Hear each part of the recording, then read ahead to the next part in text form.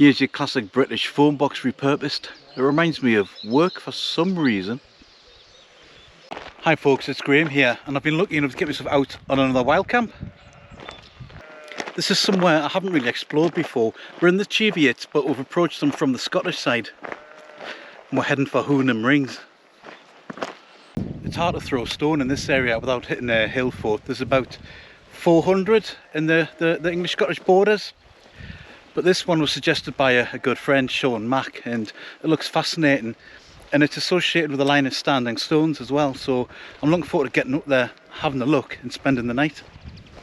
I think we've chosen an absolutely gorgeous day. Look at the sky, look at this. And that's the valley down there we're heading for. So this is Seaview Cottage. Looks abandoned many years ago, like a lot of cottages in the Cheviots. And like a lot of these places, they've got a big broadleaf tree standing nearby. I think the family must have planted them for windbreak or comfort or firewood or what have you. It's got a tree growing inside now. I think these places were necessary a couple of hundred years ago, but with increasing mechanisation and quad bikes and industrialisation, there just wasn't a need for people to stay out on the land anymore. And these places gradually became either abandoned or used for secondary purpose, like farm storage. And there looks to be another little building beside the tree. You can see the walls have crumbled and there's a bit of a gable end standing there. I guess life on the land must have been really hard, and when it was no longer necessary to do it and live here, and these places probably readily abandoned.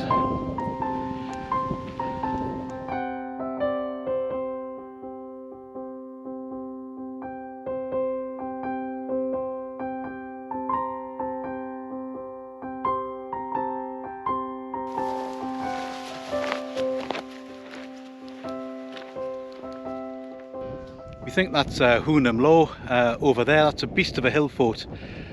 Looks steep to get up, but it does look like it could be a good explore as well on another day.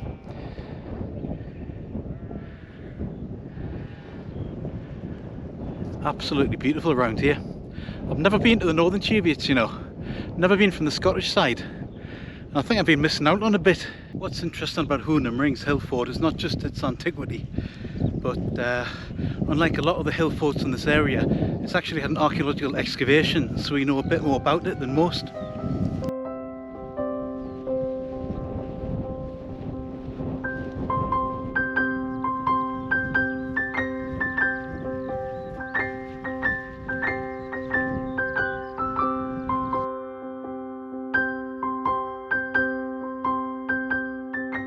This line of standing stones here is just about 100 metres off the summit of the hill fort, and it's called the Shearers, although I don't think it's named after Alan.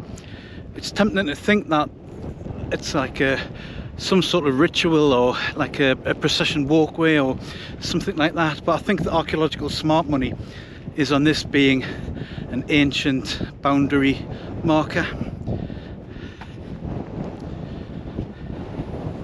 Amazing to think it's been here for thousands of years. There's about 11 stones above ground now, but supposedly it consisted of about 28 stones, most of which are now buried.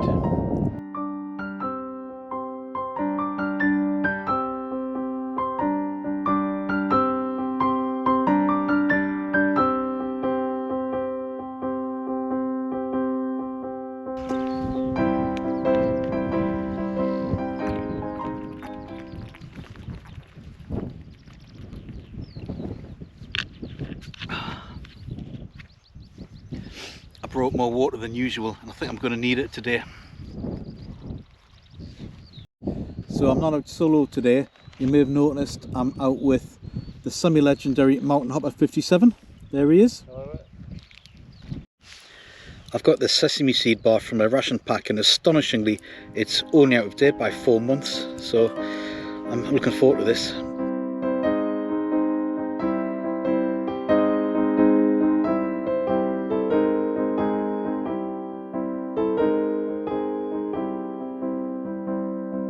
The skies above the hill fort are completely cloudless, almost Aegean, Astonishing weather we've got. Makes me wonder, back in the day, how many days did they get like this when the hill fort was at its peak?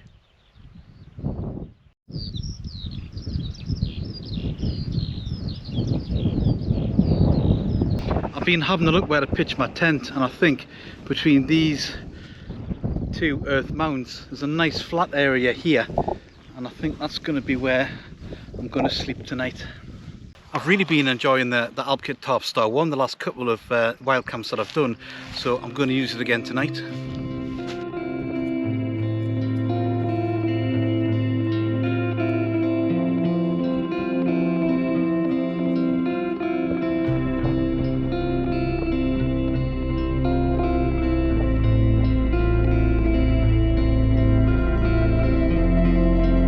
Very easy to pitch and gives you loads of room for the weight. So far I'm really liking this tent.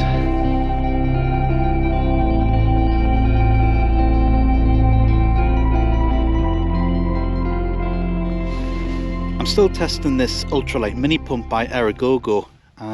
It's a very simple thing.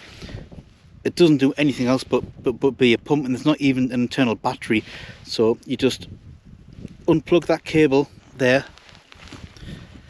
pop it into your power bank,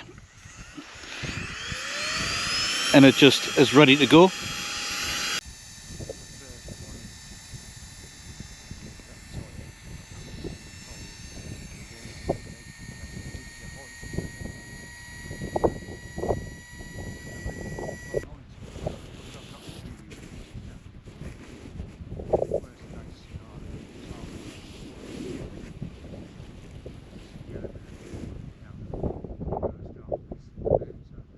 The hill fort was first excavated in 1948 by C.M. Piggott, or Peggy to our friends, and published in an archaeological journal in 1950, which you can still find online for free.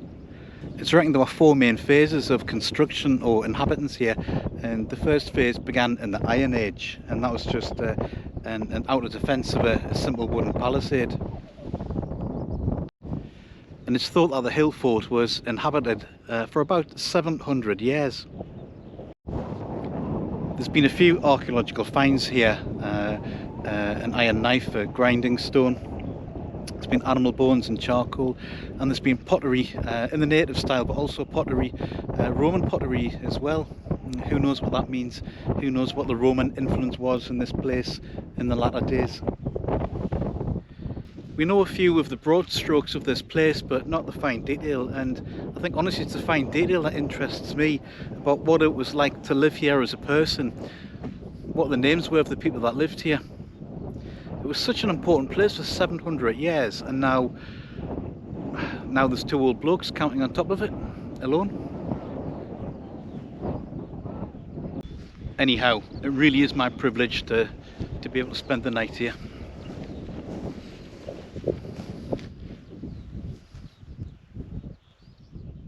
I found this great little rock-lined hollow, which is just ideal to cook in. It's going to give me a bit of shelter there, and I can sit on one of the rocks around it. And I'm going to have myself some ribeye steak with a bit of smoky Mexican chili non-carne, and I've got a British Army ration pack brownie to finish.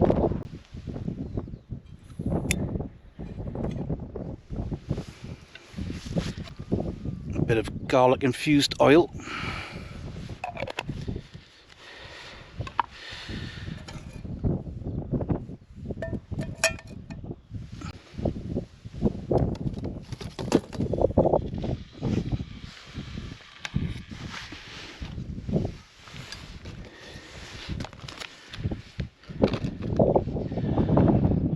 I'm going to try and cook this rare, so I'm going to go for a couple of minutes on each side and see where that gets me.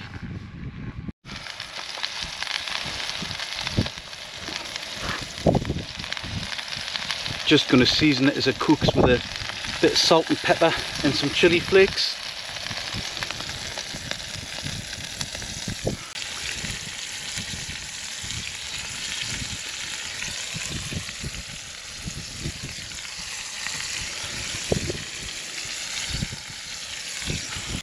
That's the steak done. Now for some high protein smoky Mexican style chili non carne. Little's best. I'm going to add some extra chilli to this because I like chilli.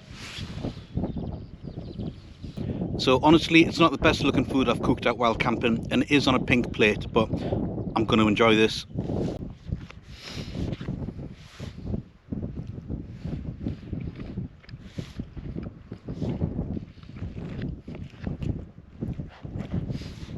Steak's really well seasoned, but a little bit overdone.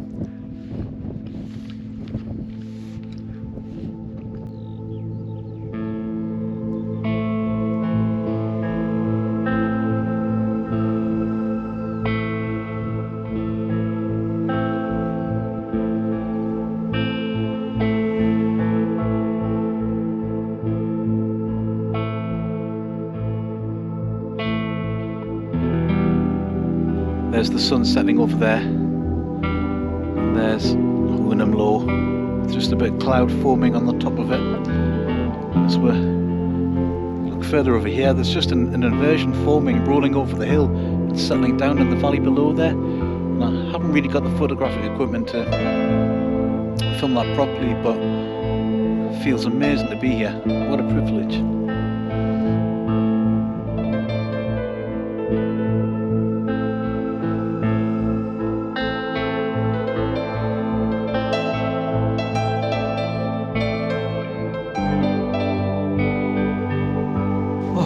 Beautiful being out there tonight, folks. Those clouds surrounding us were just amazing to watch, but it's started to get really cold now. It's after 9:30, the sun set about half an hour ago, so I'm in the tent. I think I'm going to be here for tonight, and I've only got my summer bag, and I think it's going to be a cold one, so I'm going to sleep in my Montane Prism as well. I've got one beer to try. It's a Stormtrooper American Brown Ale, and I hope I like it. I was only born 10 miles north of Newcastle, and I don't like Newcastle Brown Ale, and I might lose some subs saying that, but I didn't. I just never really took to it. So let's see if I like this.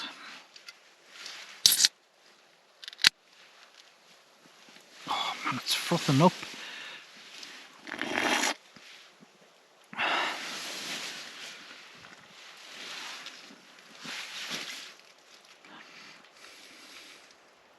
I'm sort of getting that feeling when you have a crush on that girl at school, but she's a bit out of your league. So you eventually find the courage to talk to her, and actually there's a bit of reciprocation going on.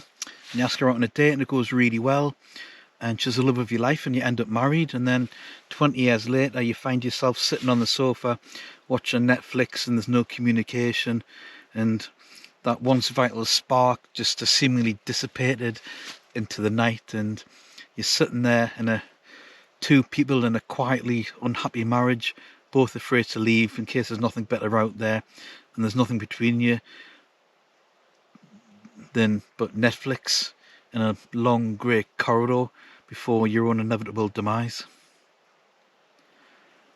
Oh God. It's a funny flavour, but I do recommend it. I actually like it. Lovely. Right folks, I'm starting to warm up now. I'm in my bag and it's getting pretty cosy. I might actually take my coat off, take my schmag off for sure.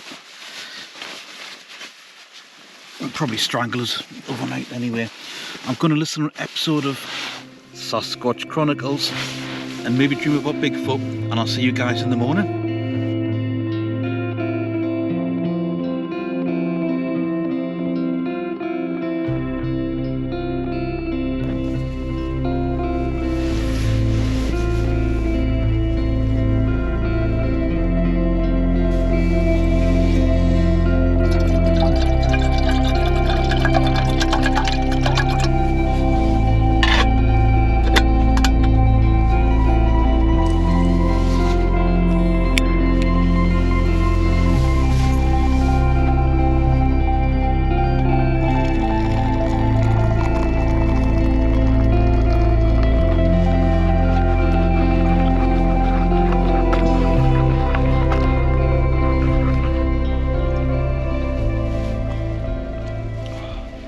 Morning folks.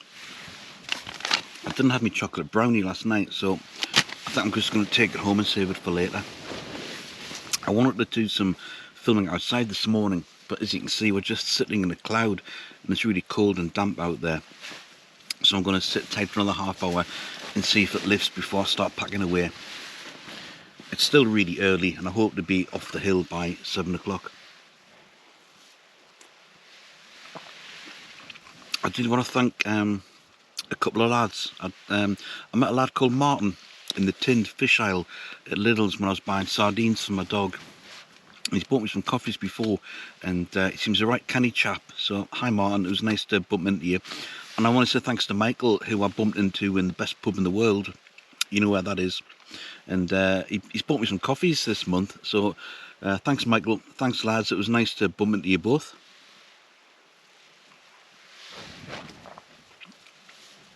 One of the nice things about the Tarpstar is that I've been able to pack up on the inside nice and dry while just leaving the outer tent up. Really appreciated that feature this morning. Well, it's pretty raw this morning. Huge change from the weather last night. And this is where I camped last night. Just a bit of flat and square of grass, leave no trace as always. Well folk, I'm nearly back at the car, but thank you for joining me on that little adventure last night. It's really appreciated, and I'll see you on the next one. Cattle grid.